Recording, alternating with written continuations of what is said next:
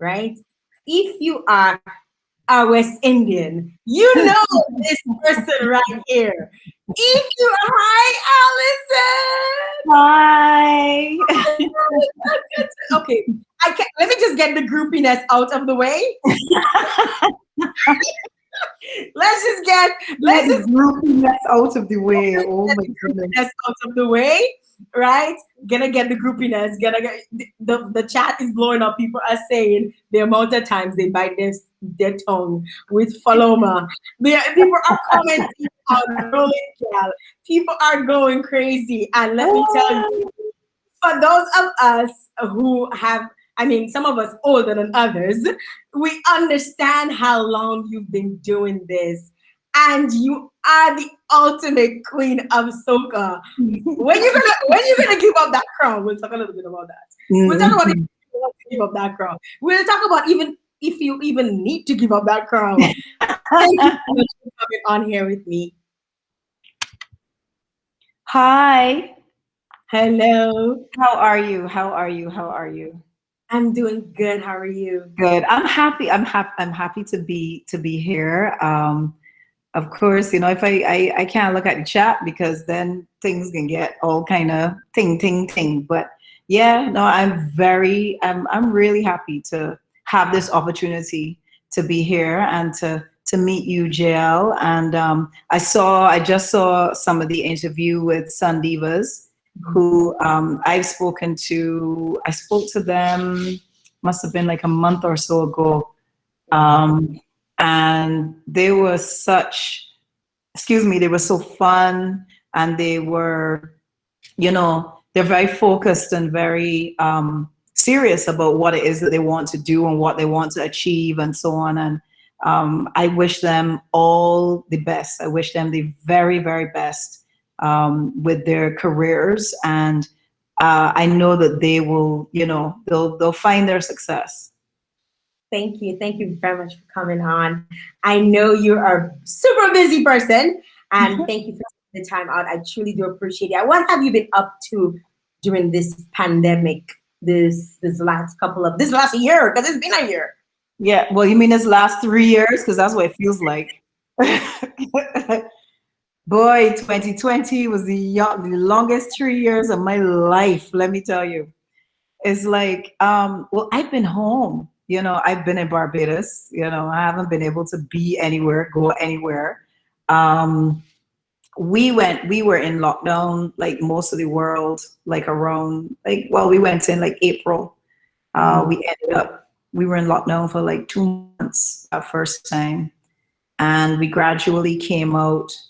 And we actually, Barbados was, well, pretty much was pretty open for quite a bit of that. By the time like our crop over time came around, because we couldn't have crop over, Mhm.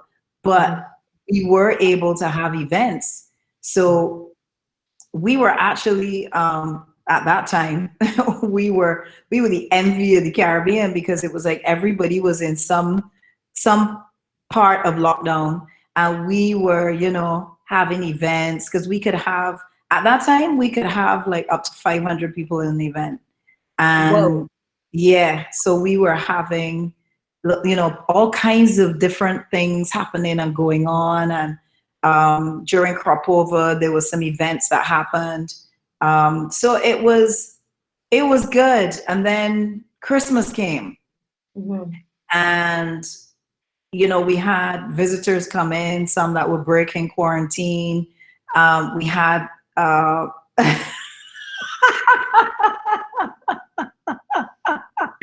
sip that tea, why don't you? Sip away on that tea. Sip it. Because I'm spilling it. God, I couldn't help it. Yes.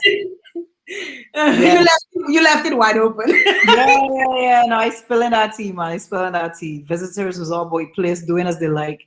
Um, but then we had people in Barbados too, you know, locals that was, there was things. And then we had a bus crawl that helped to exacerbate the whole thing.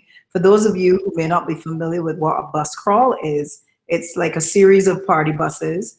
People get on the buses and it stops at different parts, different areas. And so that's how that contributed to the spread, because obviously they stopping, getting off, partying with whoever's there, get back on, going. And COVID was all in the middle, like, yeah, yes, y'all gonna pay for this, we're gonna pay for this, because we partying and we partying with y'all, and that. And it was that, races, and there was another event, Naughty Line, where there was a this big beach event, and there was like thousands of people on the beach, and it was all kinds of stuff. So that's how that kind of like went like that. And yeah, so then we went back into lockdown. From the beginning of this year, like from New Year's, literally from New Year's, because we were having New Year's events. They had reduced the amount of people from 500 to 250. And then with all of these cases that just started popping up, the Prime Minister put her foot down and she was like, okay, right, curfew is from midnight, January 1st. So it was like, okay, so we don't have any more New Year's Eve anything. You know, it was like you can have dinner, but then go home. And so we then went back into lockdown for like a few weeks, yeah. And so we're at the point now where we are gradually starting to come back out. But I left, and I'm in the Bahamas right now.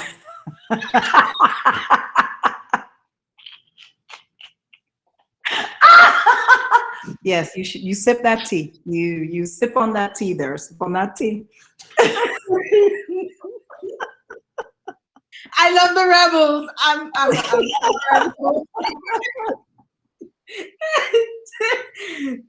So you were like, I'm out of this. I'm out. I am out. Let me go. Yeah. How has it been like working? Like, have you been doing anything in the 3 years you've been Yeah, 3 years. So this thing has been going on.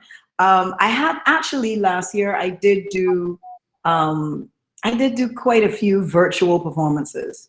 So there were different things, different festivals, and different events that, virtual events that were going on, and I did quite a few of those. And but then, like coming down to the end of the year, things got very, very quiet.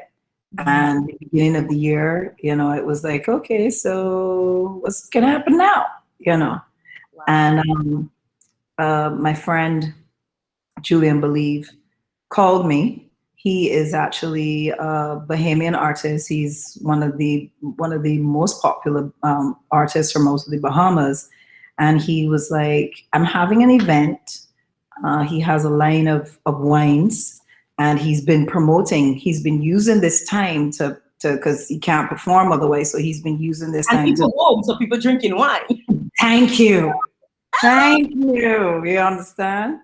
So it's like prohibition, there's certain places where, hey, wine it, alcohol and selling, So anyway, so he started to have, now that the Bahamas, Nassau is pretty open. So they're having you're able to have small events and so on. And he started to do these Believe Fridays.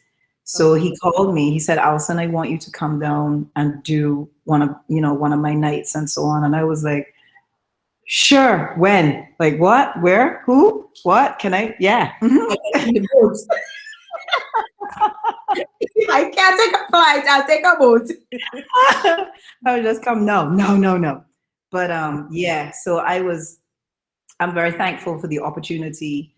Change of scenery. A chance to actually perform in front of a live audience, as opposed to, because performing virtually, I mean, you have to rely on your imagination. You have to get creative. You have to a lot, because you're literally singing to a screen, and it's like, you can't, on a Zoom call, sometimes you can see people in the other windows, but you can't hear them because obviously everybody has to be muted, because otherwise it's just going to sound like a mess. And you have to rely on your whatever experiences you have, and really go into your imagination that, okay, yeah, people are responding. Okay, so what would I say? Put your hands in the air and wave and left and right. So tell me, what events were going through your mind? Because what events would pop Oh, in?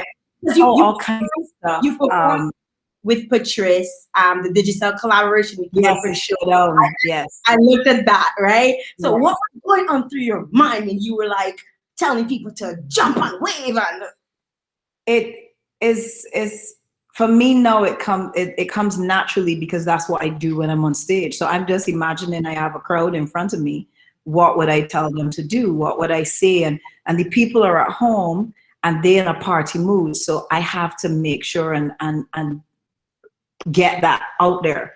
And so that is, you just all the shows, any events that I had in Trinidad, any events that I had in Crop, being on the truck, like all of those things, all of those experiences you draw from, and then you go from there. So it can be challenging. It can be challenging just because, yeah, you are literally performing to a screen. But where I live, I don't have any neighbors. I live on a farm, so I don't have any I was neighbors. about to say, you live on a horse farm, not just any kind of farm. It's a horse farm. It's There a are farming chickens and pigs and goats. But you're on a horse farm. like, what is life like on a horse farm? It's quiet. It's for the most part, it's pretty quiet, unless, well, during the day when the workers are there and they're doing stuff and whatever. But it's pretty quiet, and so because of that, when I do virtual performances, and my musical director comes up, he usually does it with me, and he will set up the monitor. I could crank up the monitor so I could at least I can feel the music. And I can really, that's what helps me to get into it, because I don't have an audience in front of me. And so I just let go and go well. Alison, you've been commanding the airways for almost over 30 years. It's almost 25 years now. It's about, yeah. Well, you started with Square One in 87, right? Around there? When did you start with Yes, Square One? You're right. You're right. Yes, sorry. Yeah. I've been having a really good time. That's why. You've been doing the span doesn't matter. Doesn't matter. You are like 50 and fabulous. Like not a wrinkle in sight. Like how, like some of the youngins who are looking, they're probably saying, I'm going to be an artist in like a couple of years, but I want to do as good as Alison. What is the blueprint to remaining so relevant for so long? Mm-hmm. Part of it is obviously, the people around you, my team, and the people that I connect with as well. I have a lot of younger people in my team, because they're the ones that have a new vision and a new way of looking at things and keeping things, really keeping things fresh and keeping me fresh, but doing it in such a way that I'm not losing who I am at the core in terms of me as an artist and a pure performer. Because growing up in Square One, I have grown up in a band culture. I have grown up with real musicians and musicianship and arrangements and all of that. The kind of things that really brings a song to life when it comes to live performances. And I always tell artists, up and coming artists, whether they're male or female, your recorded song should never be better than your live performance. Because if the patrons, they come to see you and what you're presenting on stage, and they feel like, boy, the DJ could really be playing this song, because this artist here really ain't doing nothing for them, doing that. I love this song, but they're not performing the song. They're not giving me that extra. So it's all of that. Um, being aware, staying aware of what's going on, what's happening in the music, what's happening, what are the trends and all those kinds of things, and listening to people, because it's not me by myself that's doing this. This is also uh me listening to some of the younger writers and producers and arrangers, and the ones that are up and coming, like all of that. That is what helps. That's what helps for me to be able to remain relevant, to be out there, to still be touring and touring, because that is something that is it's hard for any artist in any genre. It doesn't matter whether it's soca, pop, reggae, R&B, whatever it is. For an artist to be able to be touring for years and still have people, interested and excited when they see you advertise for an event or a show or whatever it is, that is something that I do not take for granted, and I have strategized with my team, and we continue to do that. And we continue to look for different ways to be able to, what else can we do? What other opportunities are there? What can we create that's our own? All of those things go into keeping you there and maintaining that standard, because I hold myself to a high standard. That is awesome. I mean, people are on the line and people are saying facts, dropping some pearls. Just you're dropping some pearls, man.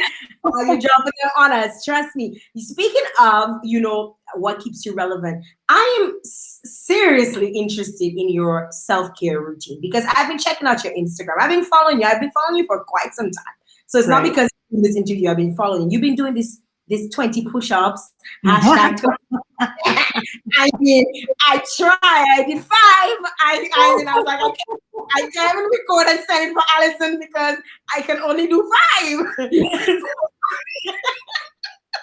I want to know a little bit about your self-care. What do you do? What is a morning like waking up with Alison? What is it like? I usually wake up pretty early. The only reason that I wake up early is because I go to training in the morning. So I usually train. My training is usually happening. I get to the beach for like 6:30, and my session is usually about 2 hours on the beach.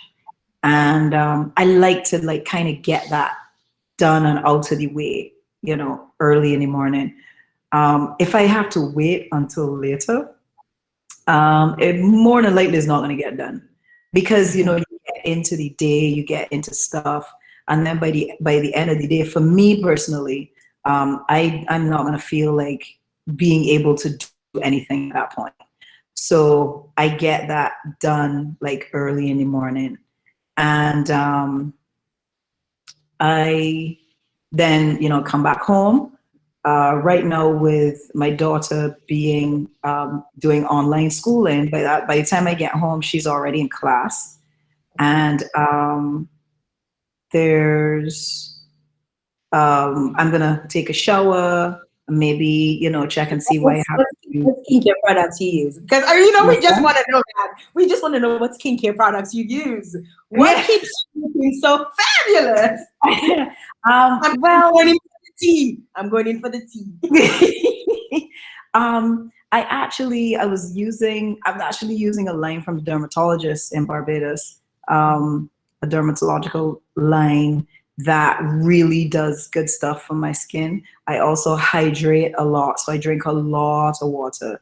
I actually traveled with my water bottle here as well, so that I can get in my water. I haven't done very well over the last couple of days just because of traveling and stuff.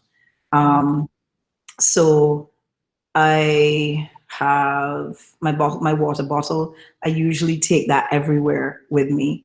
And trying to eat well too, because it's not just about what you put on your skin, It's about what you put inside of your body, because that also, comes back out. If you eat certain things, it might cause you to break out, or it might cause, your skin to look dull and all of these different things. So it's like, it's a combination of stuff, but good skincare is definitely, that was something that I was taught about, like when I was in my 20s.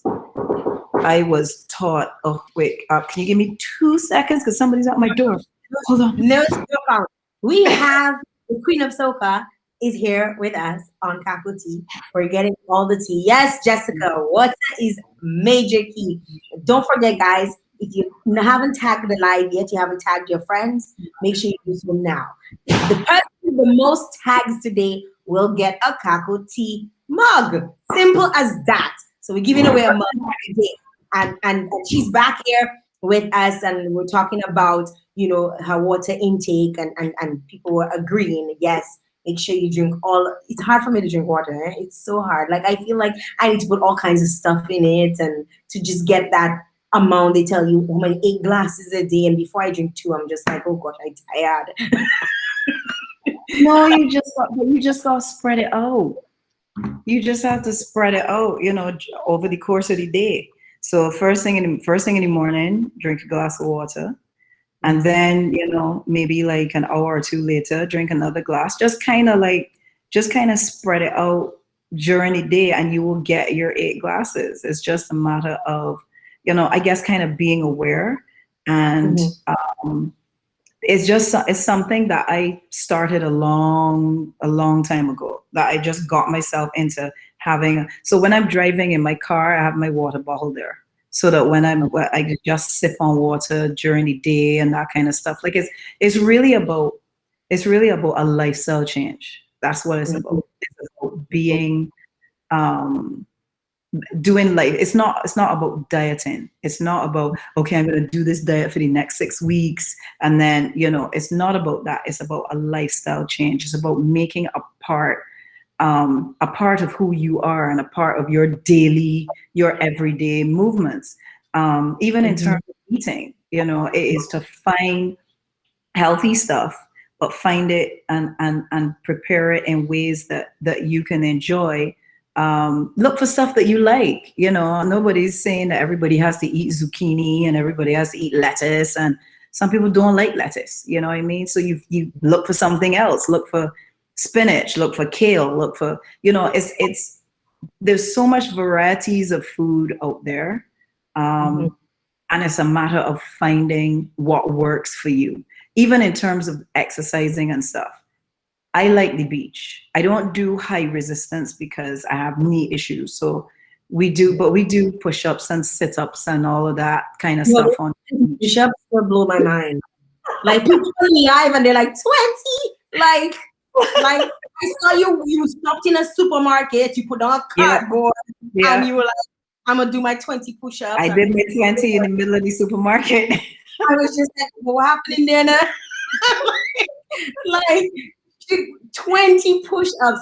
We're not even gonna go into those push-ups. I don't even want to go into. And then I do water training as well. I do training in the sea as well. So because I can't do high impact stuff, I go in the water, because the water protects, and I can do stuff in the water. Water is resistance. Water is naturally resistance. So that's some pearls, girl. That's some pearls. You're the Queen of Soca for a reason. You know your thing. You know your thing.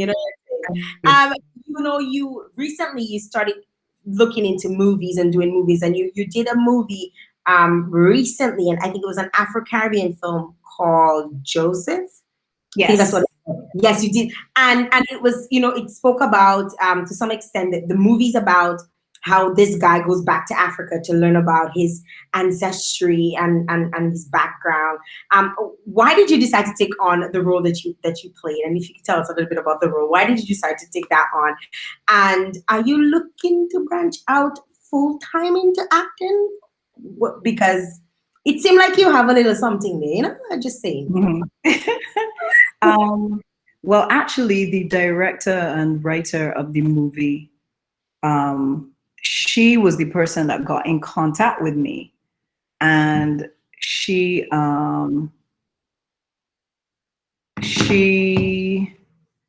she called me out of the blue. I didn't know her from before. And she let me know, she said, my name is Marcia Weeks, and, I know that you're Alison Hinds, and I got your number. And she explained to me she was doing this movie. And there was a part in it that she was writing, and she could see, the only person she could see playing that part was me. So basically, she wrote the part of the mother with me in mind, because she felt that I would be able, and she saw me. I had done a local movie before called Too Smart, where, and she saw me in that movie, and she felt like, yeah, Alison is the person. She has the skill to be able to do it, and I was very flattered, and I thought this could be something that could be interesting. I've always wanted to do acting. The only reason I never did was because obviously I was busy touring. You have to take time out in order to, especially for a film, you have to take time out to actually shoot the movie. So and she said, we're going to be shooting in Barbados, Jamaica, and Ghana. And I was like, that sounds like, yeah, something that I definitely. And it was an experience, because it's a small independent movie. It was very no frills, but it was the experience that I had in front of the camera that was awesome for me. And Marcia, as a director, she was really, really awesome. She was able to, she would come onto the set and just get everybody where they need to be. And, just kind of give us little pointers on, because the other actors in the movie are actual, experienced actors. I think myself and Chantal Lane, we would have been the two who would have had the least amount of acting experience, because Chantal is also a singer. So, but because I think part of it is because we are singers, we are able, like, singing and performing is like acting, it's becoming a character on stage and really, portraying that character. And so I had a lot of fun just playing with being the character. Like, I wanted to be her, and I wanted to be believable. That was my main thing. Like, I wanted to be believable, that people forgot that it was me and really got into the character and the movie itself. And once we had the opportunity, once we finished shooting, Ghana was amazing. If anybody gets the opportunity to go, please go to Ghana. It is an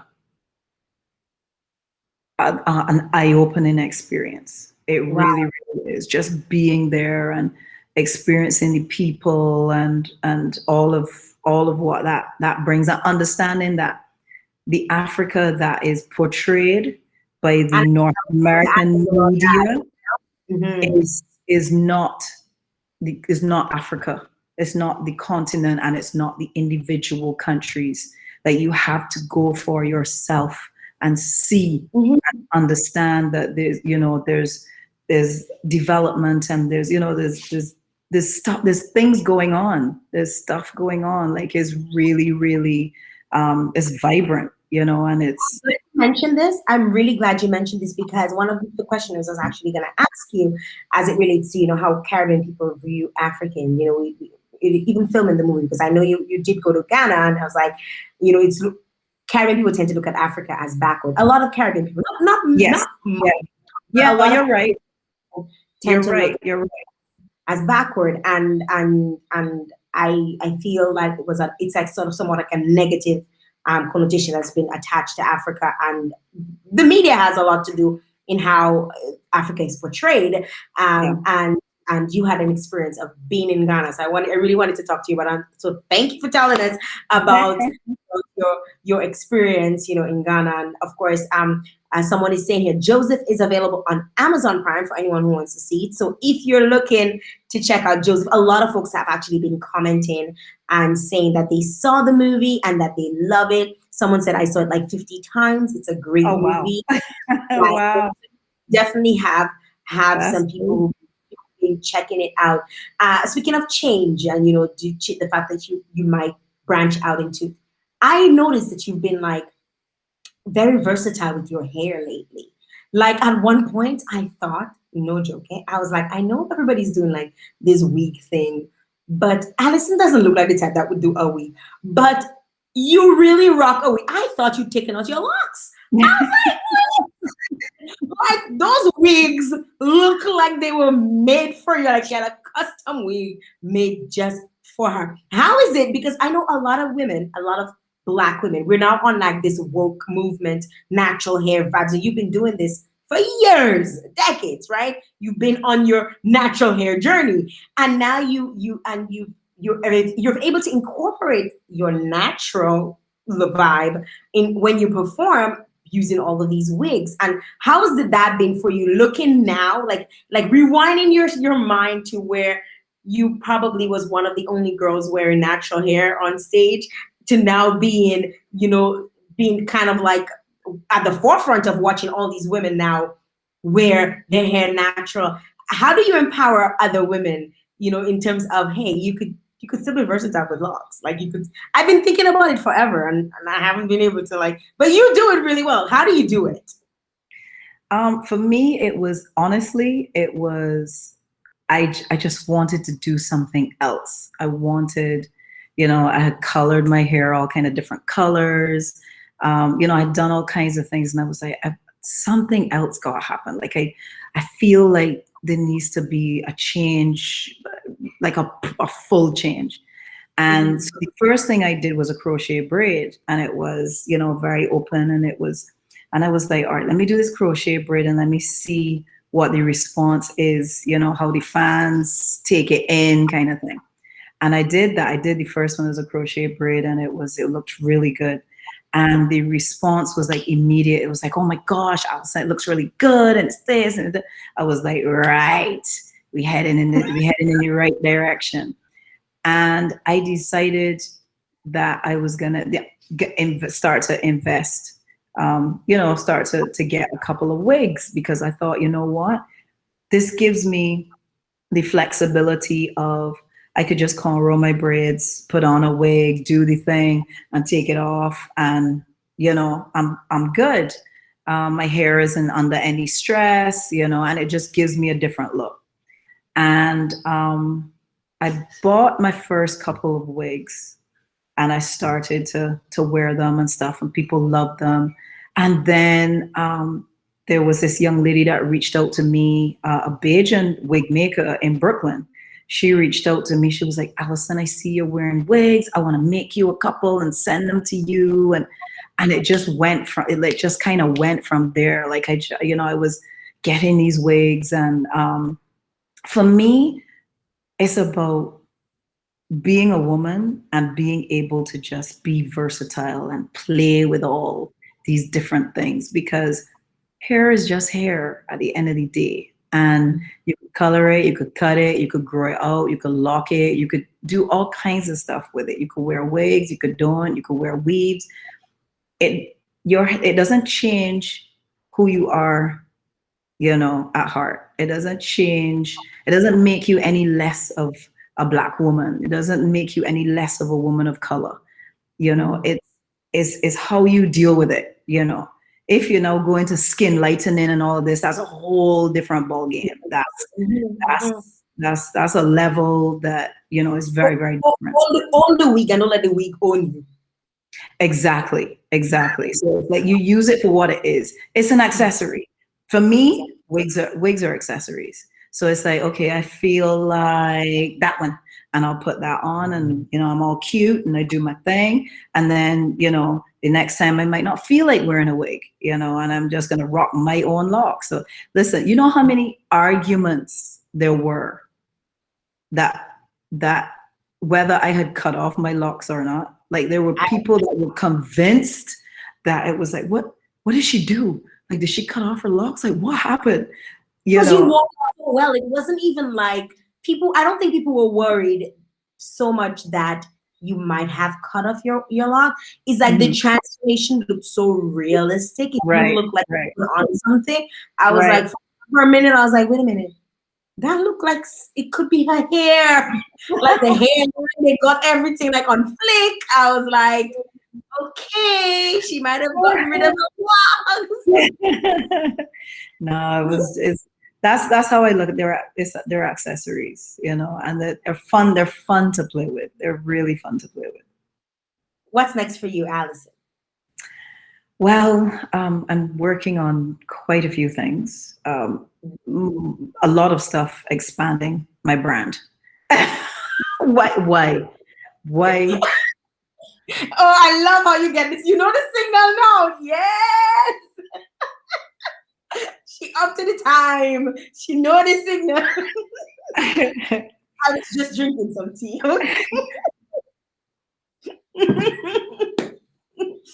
Mm. Okay. Ah, Lord. Lord. Um, I'm working on a few things. There's a couple of things I cannot talk about just yet Mhm. because they're not, I can't say anything about them, but um, they're going to put me in I guess, in a different space altogether.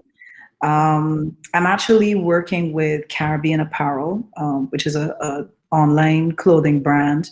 They make Caribbean themed stuff, jackets, and there's a Unity jacket that is super popular that people love.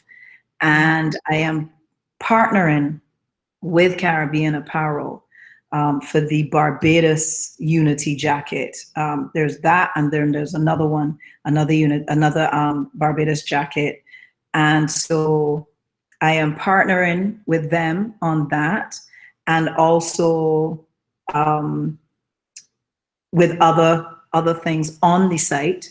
And then I have some other things going into beauty and going into a couple of other things, So it's fun times.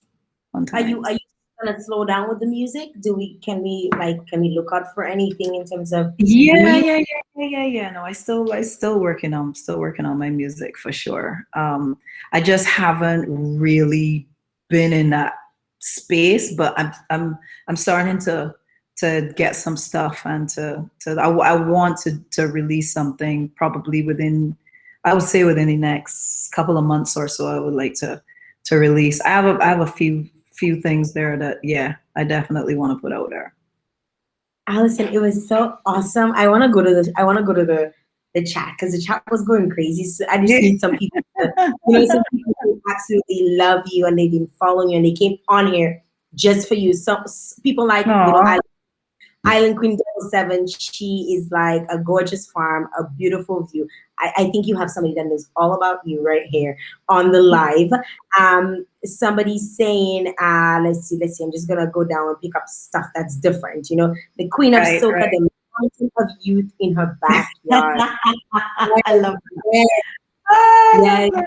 yes. So going down the live a bit, somebody's saying, Jessica saying, ooh, I'm now peeping the Barbados Trident necklace. It's a Oh whole vibe. yes. Yeah. And you know what? This was actually this was made for me by a fan. Wow. Yeah, she because I turned 50 last year, and I Mhm. was supposed to I wanted to do like this huge event in Barbados, and of course with COVID and stuff we couldn't do anything. And she got this specially made, the necklace and the trident. And the trident actually has engraved in it Soca Queen. Wow. Yeah, yeah. Wow. So bigger to Davina. Davina is yeah. She correct. She very correct. Yes, yes. The fans love you. We enjoy you. We enjoy your music. And I mean, for you to be doing this for as long as you didn't even know how long you were doing it because you do it so effortlessly. Yeah, And it's you've true. been doing this, and I'm so happy to have had you here on the show today. And I thank you for your time. Thank you for your energy, your vibe, your whole vibe. Very much for coming on. Anybody you want to shout out? Any final words before we wrap up? I just want to shout out just the fans, to all the fans who have been supporting me for all of these years. For those who've been supporting me from my square one years until now, for those who are new to soca, come into it within the last few years, welcome to soca, welcome to the world of soca. And I am going to continue to do this for as long as I possibly can because I truly love what I do. This is a passion for me, and one of the times that I am most alive is when I'm on stage performing and entertaining people and making people happy. I mean, what better job could you have than a job that actually makes people happy and kind of takes them away from the everyday problems and stuff for you to just kind of release and enjoy yourself. And that's what my job is. So I get paid to do, so it's an amazing, amazing thing. And I am going to do it for as long as I possibly can. I want to just say a shout out to everyone out there, especially is you see the female fans. Female fans is life, Don't get me wrong. My male fans are awesome too, but you see, the girls are special because I was taught a long time ago as a female artist that you have to earn your female fans. But once you have earned their appreciation, they're there for you forever and ever. So my of course my male fans, I love you. I love you. I love all of my fans. I have the best fans in the world. Right now for my IG, I'm almost at 200,000 people. So let me get it there. We are 99 and change. You understand? So let me hit that 200,000. Let me get there, now, man. Is that Alison? It was a pleasure having you on Cacoa Tea, and thank you very much for sharing with us, sharing with everyone here on the live. And we wish you all the best. Enjoy the Bahamas, enjoy Nassau, enjoy yourself because you don't know when you're gonna get out again, right? When you go back in, you don't know when you're gonna have to go out again, right? Because Yes. that is the normal. We don't know we never know what's around the bend. Like I heard they talking about a third wave. I'm just like, what? Please no. Please no. I'm just like, are we there yet?